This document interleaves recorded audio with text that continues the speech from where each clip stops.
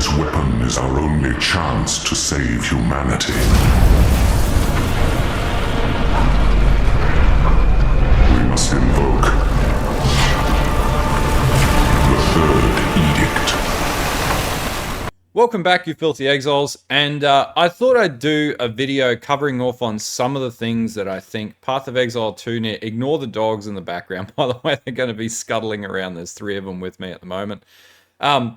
But I thought I'd do a bit of a video just covering off on some of the things that I think Path of Exile 2 needs. It may not be something that's introduced in the 0.3 patch, and we may see some of it, but there's a number of things that go from quality of life through to mechanics that need a bit of a review in the game moving forwards. And so I thought I'd cover off on that. Now, this is after about I think I've got like 600 or 700 hours of gameplay now, or something like that. So not as much as others, but also not a small amount of time. Obviously, I'm at the point of making builds in the game and whatnot. And yeah, there's definitely a lot of things that sort of pop out from a game design sort of element choice.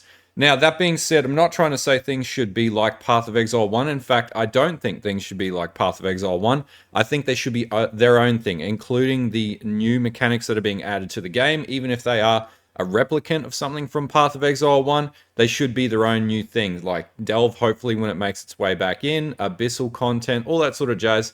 It should be different to Path of Exile 1.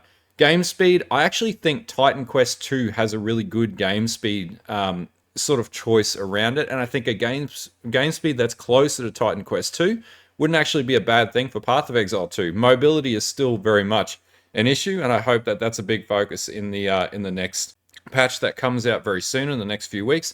Anyway, let's jump in the video and talk about some of the topics which I think, might be a little divisive from an element of it, but probably need to be focuses of the game moving forwards. Also, if you haven't liked and subbed to the channel yet, make sure you click the like and sub button. And anyway, let's get into the video.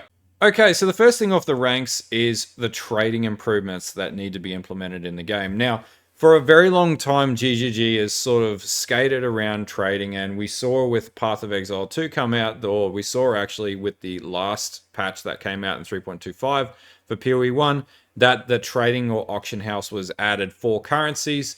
There realistically needs to be something, though, that's a little more robust. And the reason actually stems through to some of the difficulties in using consoles and being able to trade. Now, this game is a multi-platform game and a live service game, and there needs to be something a bit more lucrative and easier to use than the trading website. I think there was a time when the trading website was something of an innovation for an ARPG, but now is actually quite stale.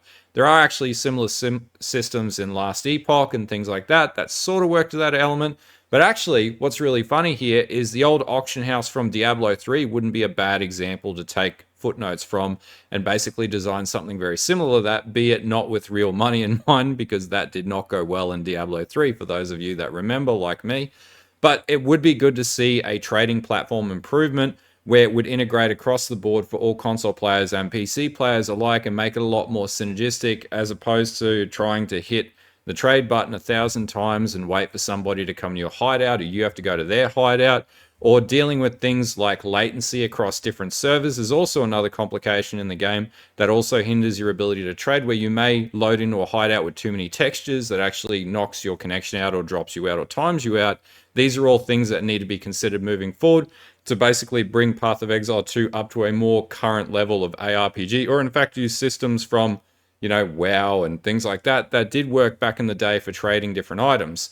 The only problem there is to the detail of which you would be able to search and list items, and I think they've already got that down pat with the website. They just basically need to build an in-game GUI to be able to deal with that, an in-game system, probably very similar to the existing trading house that exists, and I would still keep those separate. So I would have a separate item trading house and a separate currency auction house as it currently is, because I think that actually works quite well. Anyway, this is something that needs to be improved in the game moving forwards to just alleviate some of the pressures that a lot of players essentially have logged very valid commentary and feedback around.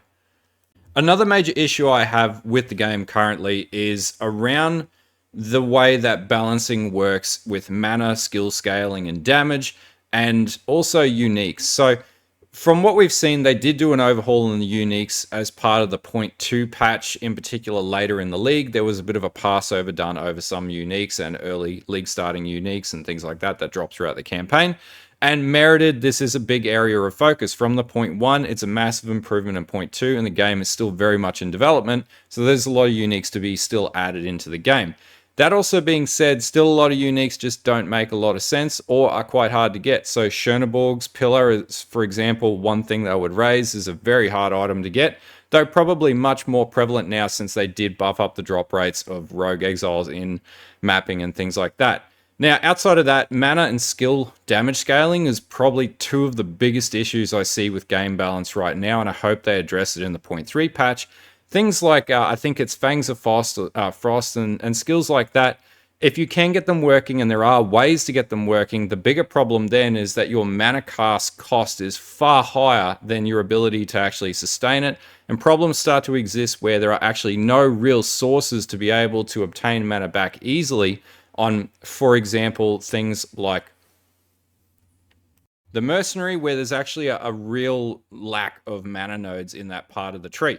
Other things are, the reasons why I play Smith of Katava is exactly for this, because you've got ease of access to blood magic, which means you don't have to rely on mana so much, and the same applies for any other areas that link back to blood magic or have the capability to sustain high levels of life, which is like the Blood Mage is a great example of this too. So basically, mana cost is a massive issue, and when we talk about skill scaling, there are like elements of skills that do work quite well. But I think some of the issues with the skills at the moment is the game was designed around the element that you would require multiple skills to be able to synergize with combat. And we come back to this word meaningful combat. It just doesn't exist the way that GGG tried to design the game. And I think they need to go back to the drawing board and really understand that while there are elements, there is actually more meaningful combat in Path of Exile 1 right now than there is in Path of Exile 2. And I talk about things like slam builds, where you essentially have to hit 4 war cries and stuff like that. And part of it is wind-up animations are still just jank on things like Sunder. Sunder should be like a huge hit, and in certain elements when you get your build up and running it is, but earlier on it's really not. It can be, but it's not. There are definitely a lot of mechanics that can feed in, like stun mechanics and things like that, and heavy stun that can also attribute to a lot more damage, but it's just really around the accessibility for all different skills to be able to access this. A lot of early skills, like there's a reason, for example, why Rake Stomp is used, because it's just so ridiculously overpowered at the very start of the game, and so everyone just gravitates towards that. And it sort of leads into what we'll talk about later down the track, which is, should the game really lead into like, 2 or 3 hit pinnacle boss kills, or should that be something that's a little harder to get to? And we'll talk about how the offense and defense balancing is currently feeling very off in the game as well. And the other big thing around this is the scaling of enemies throughout the campaign. And obviously we don't have the full campaign, and that's actually one of the big problems. But we compare things like Geonor and Jamanra. So Geonor is a fantastic boss fight. And in fact, if every boss played exactly like Geonor, and even Doriani in campaign-wise, they're great boss fights, and I really do like them. But then we get to boss fights like Jamanra, and really that's not the most fun boss fight. Some people will disagree with that. I think Jamanra is totally overscaled. Weapons don't scale up appropriately to get to that point of the game without trying to mass gamba gold, and you're going to have a bad time unless you have a skill that's actually broken to be able to progress easily through the campaign. Now, it's always been the case where some skills perform better than others in Path of Exile, but I just think it's totally overtuned at this point. But then you get to Act 3 with Doriani, and it's actually not too bad. There are areas where monsters have been toned down a bit in the areas before the Doriani fight, but I do think the Cobra boss is absolutely a horrible boss, even though they did try and tune down some of the area of effect damage on that actual encounter. It's still just I don't think, a very well-designed boss at the end of the day, and there needs to be a bit more leniency for breakpoints in that fight, because right now it's just far too sweaty hand and basically deters players from wanting to progress past Act 3 on that basis. That being said, there's probably a lot of balance changes to come. I think GGG needs to move away from the, we're attrition-based, really hard, meaningful combat game, and needs to sort of tone things back just a little bit to bring the fun and progression back, because a lot of the focus should be based around how you proceed through the end game and difficulty in the end game with gear scaling. to basically stretch out the time of the actual game, as opposed to trying to stretch the campaign length out, which is definitely one of the concerns from the community right now. Simply put, I think alterations and scours should come back. Now, there are alternating arguments around alterations not coming back, and whether or not you're pro or against. There's one thing that we can agree on is the current crafting system just isn't very good. And the reason why is there's no real crafting system, because the whole game is based on merging and combining items. But maybe you don't want to do that. Maybe you've got a really good base item and you can't find that item again. Now, it punishes you for doing anything with that item to essentially brick that item, as opposed to being able to scour it and start again. This is actually something that's problematic at the very start, and I think their approach with trying to use the Gamba House with gold and things like that sort of tries to move towards it. But again, like looking at previous interviews, I don't think Jonathan really understands, and I've got nothing against him as a developer. He's a good developer, right? But I also don't think he fully understands how the player experience works when you've run the campaign over 1,000+ times. At a certain point, you just want alteration for what you need and keep progressing through the game, as opposed to trying to hit the auction house every time or hit the traders every single time to try and find that one little upgrade. Now, this was also more problematic in point 2 because the drop rates were phantom tuned back, and they didn't advise that in the patch notes because they weren't comprehensive patch notes, and we hope for point 3 that that's a big improvement. But I do think if alterations don't make their way back into the game, scours at least will be a huge improvement in the absence of alterations. So at least then you can transmute items and augment items to what you need them to be, which should be an abundant currency anyway. So you don't really need alterations. There's still that extra step that you have to go through, but without the pain of bricking an item and not being able to move forwards on that item. So I think the reintroduction of at least the scouring orb needs to happen, and ideally I think alterations have a place in the game. Whether or not they agree with that, that's another question, but I think that there needs to be a bit of focus around that, adding more mechanics and or more complicated systems into the game just to avoid having to add those 1 or 2 items in or currencies seems like a lot of extra work to do something that you could do in 1 or 2 steps, and it just doesn't make a lot of sense. All it's going to do is upset, frustrate players, and slow the whole player progression down. Whether that's deliberate or not deliberate, it's definitely a problem that people are encountering constantly when they do their runs through campaigns on their first build, at least for a league. And this is a game that everyone will have to reset every 4 months in anyway, so it's something that needs to be considered. So this sort of brings us to the point 2 nerfs that we got. And we saw things like the Tempest Bell get nerfed and things like that. This is something that GGG needs to really, like, I think we've encountered enough nerfs at this point, and in fact, for point 2, we had a Calandra level nerf, and for people who don't know about Calandra, look it up on YouTube. There's tons of videos covering off on it.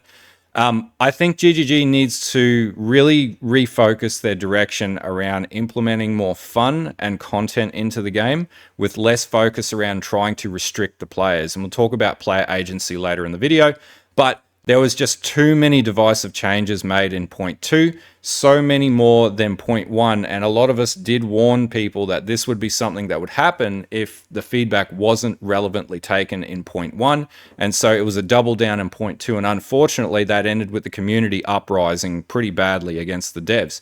I don't agree with vitriol against anybody, but at a certain point, you know, nobody was really listening to anybody and things got out of control. So we just need to move forwards from that position. But that being said, for GGG to really invest in this game appropriately, there needs to be a lot more focus on the fun element of an ARPG as opposed to trying to murder players, as in player characters, because that's what the game's designed to do. It's not a Dark Souls game, despite what many might try and comment or what the Steam page may say. I haven't checked it. But at the end of the day, it's supposed to be a fun action ARPG. There should be a good element of challenge within it and an element of progression throughout the game, but a satisfying progression arc.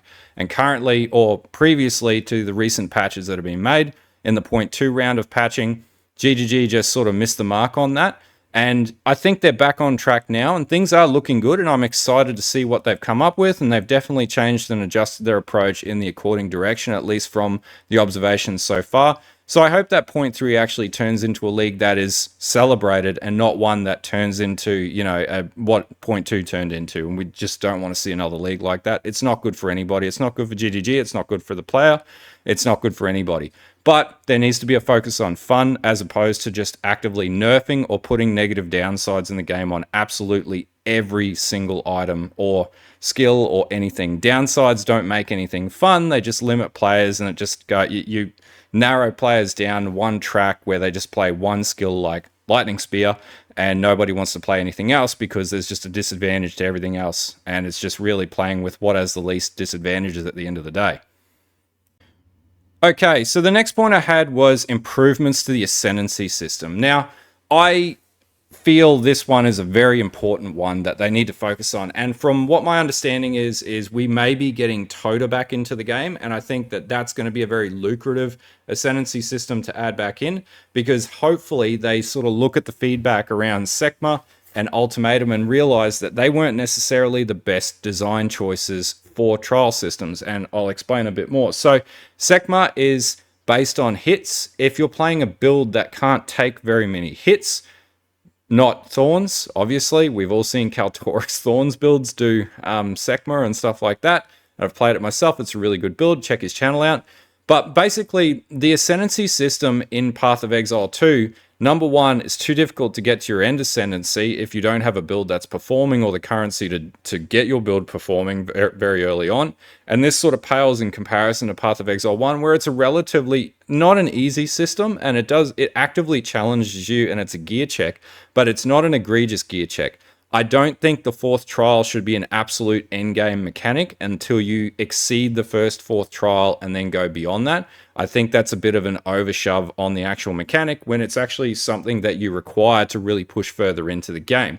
It sort of indicates that the game's incomplete, and I think they know that, and they've been very clear about that. But it also indicates that they sort of overshot the mark with some of the difficulty levels. Ultimatum for a very long time, and even to date, is not the most fun system. And being able to be so easily one-shot because defenses are weak and there's a focus on glass cannon builds is not something that I in particular, such as many other players, find very fun. Sekma, I just don't find fun at all. I wasn't a Sanctum player in Path of Exile 1, be it there's a lot of Sanctum players out there, but it still was very niche.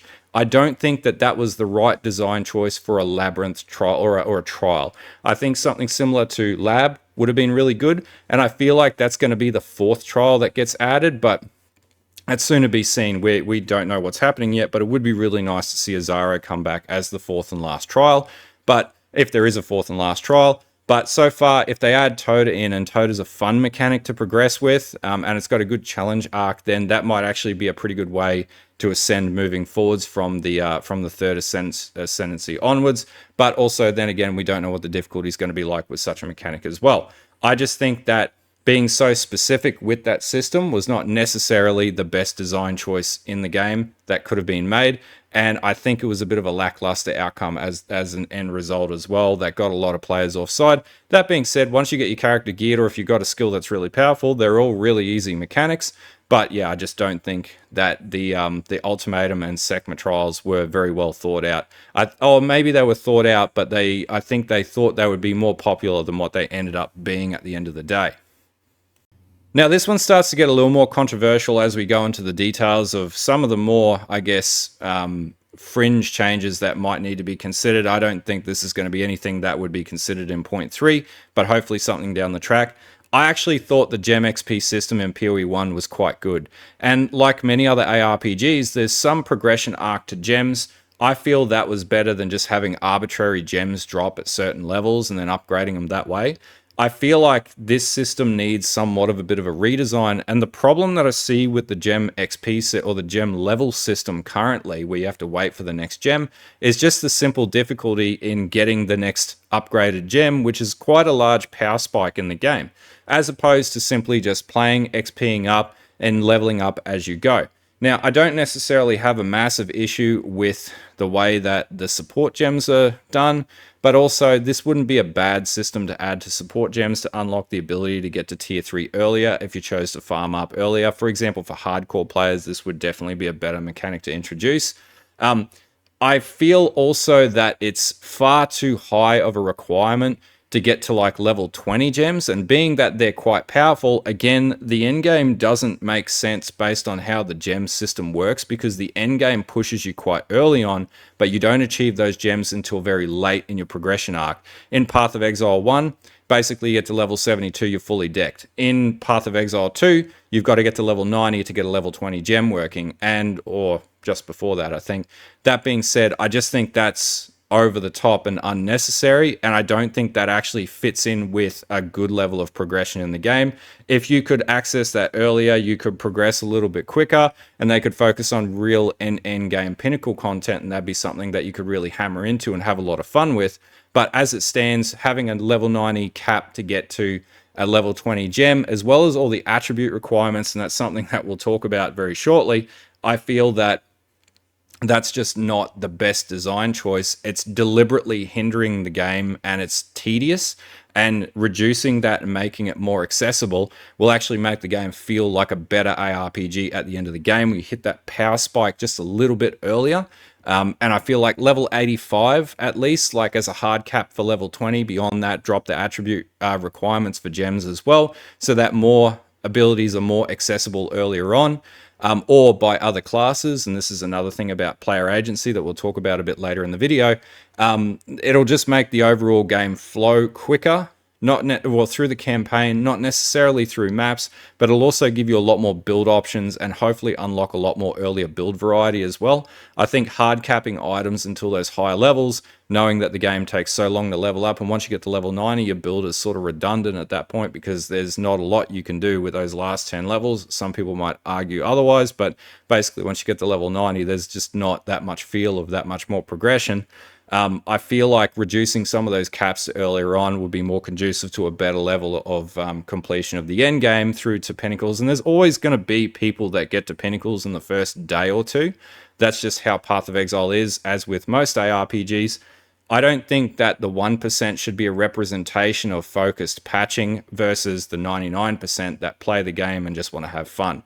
I think a little bit earlier progression and a little bit more focus of being able to access gems and the usability of gems earlier on would be a huge advantage to add into the game. I feel like these may be some of the changes that might come though. But yeah, it would be good to see a bit of focus on this as well. So divisive one here, I actually think Mercs from the last expansion for 3.26 for Path of Exile 1 would be a very welcome inclusion in Path of Exile 2. Mainly just because this would give you an alternate source of increased power. It'd be a really interesting mechanic to add in as well. And also the Mercs were designed in Path of Exile 1 as though they had the same 1 through to 3 support gem system as Path of Exile 2. So it would be interesting to see this. Do I think this is going to happen? Not necessarily, but it would definitely make the game a lot more fun. But just one really interesting one that probably people that are really hardcore on Path of Exile 2 will disagree on, but I think it would make Path of Exile 2 a lot more fun, and it'll also be a lot more cohesive with things like the Mercenary, and even making it a specific attribute of the Mercenary, and then debuffing the Merc or debuffing the player, and then supplementing that with the Merc that can be added to it, wouldn't be a bad idea for an Ascendancy configuration. It'd be very unique as well, where you would still have equivalent power, but the Merc would have a bit more utility for that particular Ascendancy. That'd be something really cool to consider as well. But these are just this is just a suggestion. I don't expect this to be a serious critique with this particular suggestion, but it would be something that would be really cool to see come into the game. So another one is map sizing. So obviously the big issue is checkpoint systems are not a good system to add when you never needed checkpoints in Path of Exile 1, and there was just a really good flow about the game. Now, they did make mention in a past interview that I watched that they weren't happy with the endgame design, and that's something that I guess we'll talk about very soon. But also, yeah, the mapping is just way too big. And also, if you're adding checkpoints into the mapping system, there's a problem with the sizing of the regions. Now, some people will say the regions are the right size, and there's people that have made arguments about this. But if you're adding checkpoints in and you have to tediously backtrack and things like that, we start to run into the same design philosophies that upset players about Diablo 4 Dungeons, for example. It's basically the same thing, just in a different format. The other big problem with the overall endgame, and obviously GGG's identified this too, is just how the biome system works. It's nothing similar to Delve. It tries to replicate Delve, but it's not very impactful as far as I've seen so far. And also just the overall agency around how endgame mapping works. When you play Path of Exile 1, people might disagree with this, but you've got a lot more access to get to your league mechanics and things like that. I don't necessarily think the tower system is that lucrative. And they did make improvements, credit to them. I just don't think that endgame is where it needs to be right now. And that being said, it's an early access, right? And I'll just preface this, early access. They're aware of that too. Jonathan's not happy with the endgame system as it is. It does feel very rushed for what it is. And it's sort of an end game that's there for us to play for the time being, but it will probably likely change before the end of it all, and we'll get a lot more accessibility to how we want to play the end game so we can really focus on things moving forwards. I feel like that's the direction they'll take, and for anyone who's played Path of Exile 1, the end game has changed so many times in Path of Exile 1 over the years, it's insane. So I don't believe that they'll sit on that and not change it at all. I think they'll improve upon it quite significantly, but it's definitely something that I'd pick on as definitely a big improvement area for the game moving forwards. So the next one is trinkets. I think currently trinkets are just not very impactful, or they were intended to be a lot more impactful than what they actually ended up being, and part of that is how the enemies are designed and how insignificant they feel quite often. You really don't even realize that they're active. I think they do have an active state indicator now, but they just don't feel that good. Things that I would like to see, like one trinket that I would think would be amazing would be a Quicksilver trinket. Like that to me makes perfect sense. And if you were going to have a Mage Blood item in the game, for example, you would just have all trinkets active, or, you know, Trinket 1 through to 3 is active at any one point in time constantly. That sort of seems like a really good inclusion for a unique, and that's probably what they're thinking. But also the devs did note that trinkets were not in a place where they were happy with it. They didn't feel like they were meaningful. I think they need to be more potent, and I think they need to be more accessible and able to generate charges a lot more frequently. But I also think things like Quicksilver trinkets would actually help with the movement speed argument, and that would actually be something that players really like. And I think that you should be able to actively tap trinkets. They should just basically be an option between automating or manual entry. So basically, if you want to automate them, you select to automate. If you don't, and you want to manually tap them when you strategically need them, I think that that should also be an option as well, so that you've got a lot more agency over their use, so that you can tactically use them in a fight. That makes a lot more sense to me, and I hope that's something that they end up doing with trinkets as a bit of quality of life adjustment to the end game. Leading into things that sort of hinder the player's accessibility to builds, attributes. Attributes are hugely problematic right now. To speak to this, there's been a number of builds that I've done in Path of Exile 1 where basically you've been a bit starved for attributes, and there's ways to get around this, whether it be cluster jewels or just reallocating some points. Obviously, the tree allows you quite a lucrative amount of ability to change that, and items give you attributes as well, but it's the requirements that really hinder the player on the actual skills and the items and whatnot. I think there needs to be a bit of an overhaul where the scarcity is reduced a bit. That much challenge is just not required in a game like Path of Exile. It's too much balancing and negative downside to have to deal with to be able to just get a skill working and then sustain it as it levels up further through its rungs. I think this needs to be really focused on, and probably is going to be an area of attention, including like mana cost and overall damage scaling. I feel like attribute accessibility and building this scarcity mechanic into the game just doesn't really lead to being a very fun experience, and I think this is a big area where they need to reconsider their design philosophy. My biggest grief is the next one, is weapon locking skills to an egregious level. Now, I think bow skills should be refined to bow skills, crossbow skills should be refined to crossbow skills, but I feel like things like Thunderous Leap, which is a spear skill, should be accessible from hammers, right? That would make perfect sense that that skill crossed over, and there should be some specific weapon skills, but there should be a list of generic skills that you're able to play across all builds relatively equally depending on the weapon.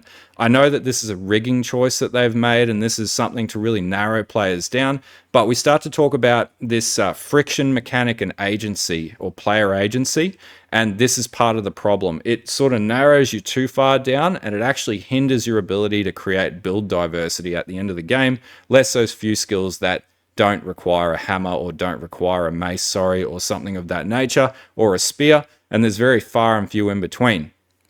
I feel like this is just one of those, they had an idea that started with like the warrior and it was a good idea, but then over time as the game has hit scope creep, this doesn't really work and lead to the skill diversity that you should be able to get out of a game like Path of Exile 2.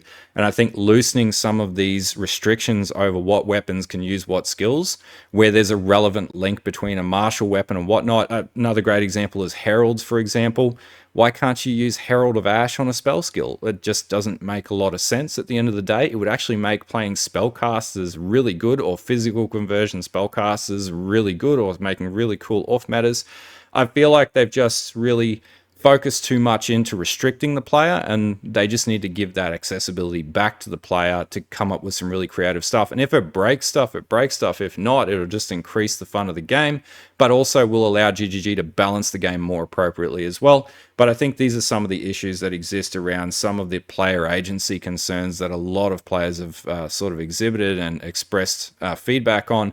I just think weapon locking absolutely everything is not really the best design choice at the end of the day, and I hope that they sort of look at this a bit more and refine this back down. That being said, I do agree, like, you know, certain skills should be locked to certain things. Like, you shouldn't be able to use, well, you should be able to use a spell skill with a mace, for example, and run like a spell mace or something, but then I know that adjusts the mod pools, so you should be able to scale that, or elemental skills with like fire damage and things like that. So there's just a number of things that I think could be improved in this area. Okay, and the last thing that I'll make mention on that really sort of bothers me a little bit right now, and you know, I get around this with the builds that I play, but it's this focus on glass cannon gameplay that I really dislike. And it's not because I'm a Path of Exile 1 player or a Path of Exile 2 player, or I play other ARPGs, and I have a, you know, a particular preference, but you know, I think there should be a good focus between builds that can be hyper defensive and also hyper offensive. And I feel like the different ascendancies lead to that as well. So like when the Templar gets added to the game, which is arguably one of the ascendancies I'm waiting for the most, I would expect that to be an ascendancy that scales really well with defense, right? You would have armor stacking and things like that. Right now, as the game really is, like, armor, again, like, this needs to be a massive focus area for the devs in Path of Exile 2. While they say it works exactly the same, when you play the game, it does not feel like it is exactly the same. And this is down to the higher and lower hits, apparently.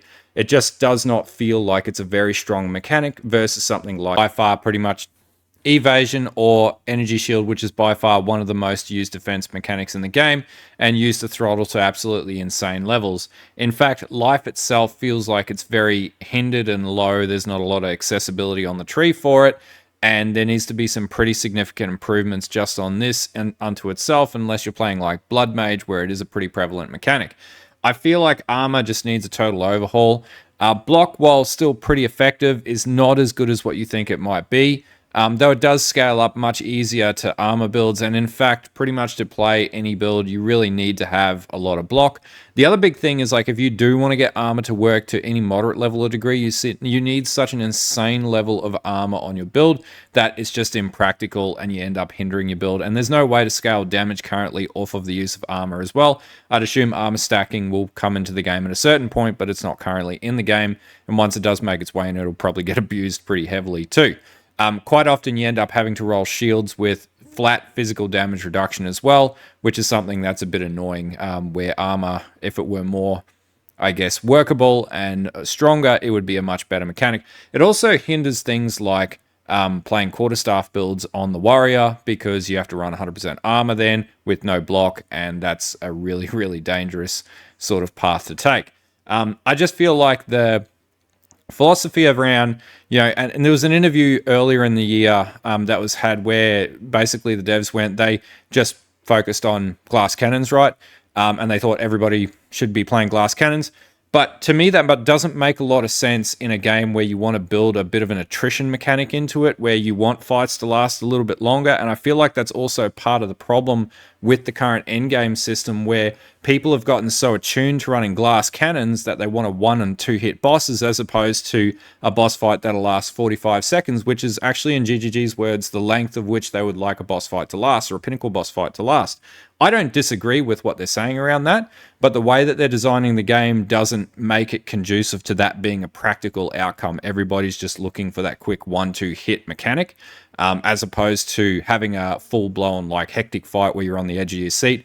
I really would like to see this change. Despite some people don't like this, I actually want the game to slow down in this respect and actually give more value to the building of defense in your build to create more balanced outcomes. You'll always have your really high-end builds and your lower-end builds, and then there's a sweet spot in between where this sort of fits in, and I feel like that's the right design choice in a game that should have a slower pacing to it. And I think everyone can agree that currently the game just in elements feels too quick in the wrong areas and too slow in the wrong areas, and it doesn't hit that middle point where it needs to hit to just be right. And that's basically my view on the way that defense should be tackled, but I really do hope we get some patch notes on armor at this stage and they've had a good look at it. They probably haven't, but it would be really welcome to see at this point. Okay, and that's pretty much my views to date on some of the feedback. It's not an all-exhaustive list, but there's definitely a lot of things that I think need to be improved. I very much acknowledge it's an early access game. I say that all the way through because there'll inevitably be somebody who posts in the comments, oh, this is stupid, it's an early access, right? I'm going to predict that comment as it is. But without credible and reasonable feedback, the game cannot improve, right? And we end up with another scenario of point 2, where the wrong feedback is listened to in point 1, and then everybody leaves the game. Nobody wants that. We want this game to be a fantastic game. And whether or not my feedback is 100% on point or you agree with it, it's just my opinion at the end of the day, based on what I've seen and my experience with ARPGs, which is quite extensive over the years. But yeah, if you don't agree, that's perfectly fine. If you do, even better. That being said, there'll be a bunch of videos coming out in the lead up to Path of Exile 2's announcement, as well as League Start testing on stream. I'm going to be running an artillery ballista Smith of Catava at this point until I see the patch notes. That's what I'm going to go with because it's probably a safe option.